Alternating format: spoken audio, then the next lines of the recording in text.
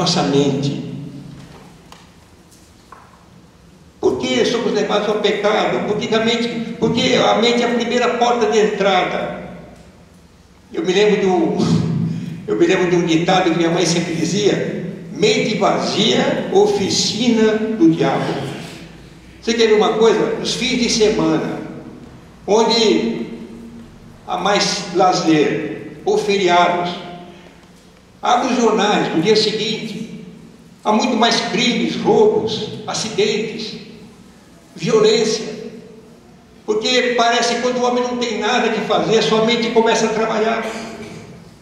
Por isso que temos que ocupar a nossa mente, como diz lá em Filipenses capítulo 4, 7 a 8. Filipenses 4, 7 a 8, eu gosto muito desse texto. E eu tenho usado bastante nas minhas mensagens. Finalmente, irmãos, tudo que é verdadeiro, tudo que é respeitável, tudo que é justo, tudo que é puro, tudo que é amável, tudo que é de boa fama, se alguma virtude há, e se algum louvor existe, seja isto o que ocupe o vosso pensamento. Mantenha a nossa mente ocupada. Marcos 7, 21 a 23.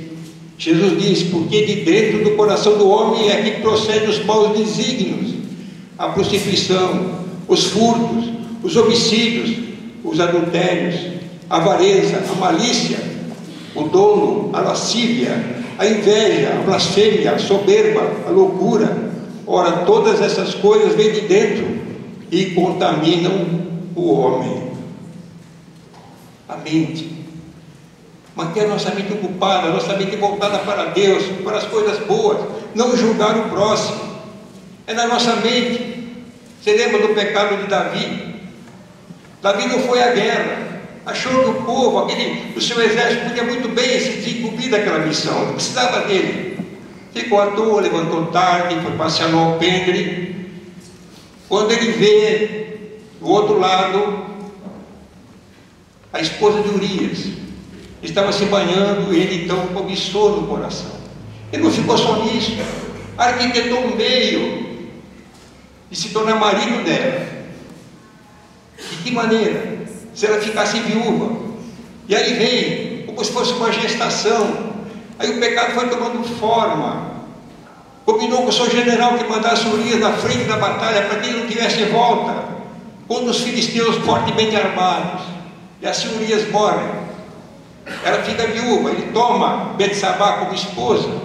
Ora, se ele tivesse ido à guerra, se ele tivesse ocupado com alguma coisa, com certeza Davi não teria cometido aquele pecado. E ele confessa, no Salmo 51, se arrepende, mas as consequências ficam. A família de Davi foi toda destruída. O salário do pecado é a morte. Mas não apenas na mente. Ela verbaliza através de palavras. E Tiago ainda fala, no capítulo 3, 7 a 10, ele fala sobre o poder da língua.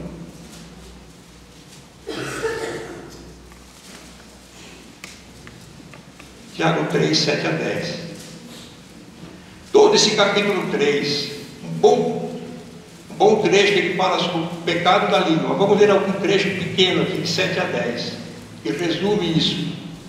Pois toda espécie de feras, de aves, de répteis e de seres marinhos se doma, e tem sido domada pelo gênero humano. A língua, porém, nenhum dos homens é capaz de domar. É mal incontido, carregado de veneno mortífero. Com ela bendizemos ao Senhor e Pai. Também com ela amaldiçoamos os homens, feitos à semelhança de Deus. De uma só boca procede bênção e maldição. Meus irmãos, não é conveniente que estas coisas sejam assim. Paulo, em várias cartas, principalmente a Timóteo, ele fala sobre as palavras sãs. O que é palavra sã? É a palavra diferenciada. Irmãos, quando você vê um advogado falando, você percebe logo que é um advogado, porque ele está tão assim, adaptado ao meio, que ele fala daquela maneira. O médico a mesma coisa. O médico não fala dor de cabeça, ele fala cefaleia.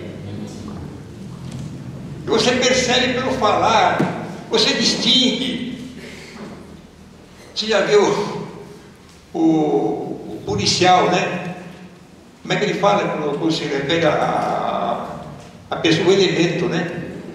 Eu prendi o elemento, deve ver que é policial. Existem palavras próprias. Irmãos, parece que o crente agora, ele se confunde com os outros, porque ele tem o mesmo palavreado. Ele fala palavras torpes, palavrões, não distingue mais, não se distingue mais. E Paulo fala no capítulo 2, no 2 Timóteo 2,17, linguagem irrepreensível, porque as palavras torpes corroem como câncer. Colossenses 4,6, a nossa palavra assim é sempre agradável, temperada com sal, para sabermos como devemos responder a cada um.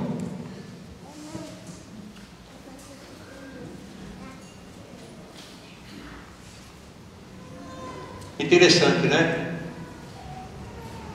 As pessoas parecem que têm uma curiosidade de saber como os crentes procedem. Parece que todos estão olhando para nós.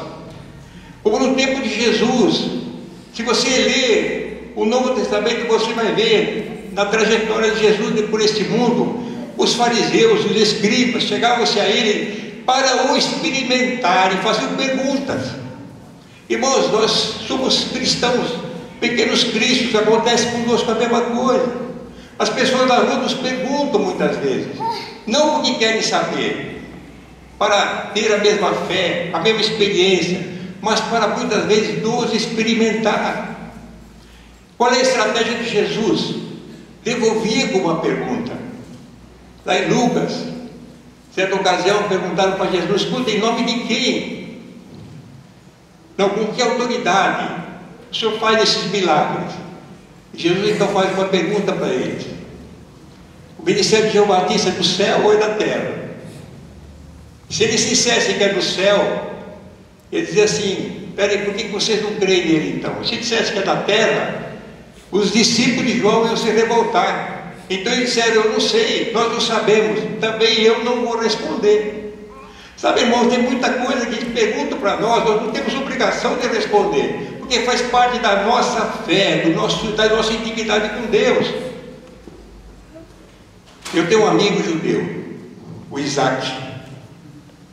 Fazia muito tempo que eu não via. Ele mora em São Caetano. Um dia encontrei o Isaac, cabelinho branco, ele era ruivo. Falei: Isaac, cabelinho branco, hein? Bom, ainda tenho cabelo branco, e você? Foi a primeira resposta do Isaac. Isaac, não se magoa não, quero fazer uma pergunta para você. Como é que é a Páscoa judaica? Ele é judeu.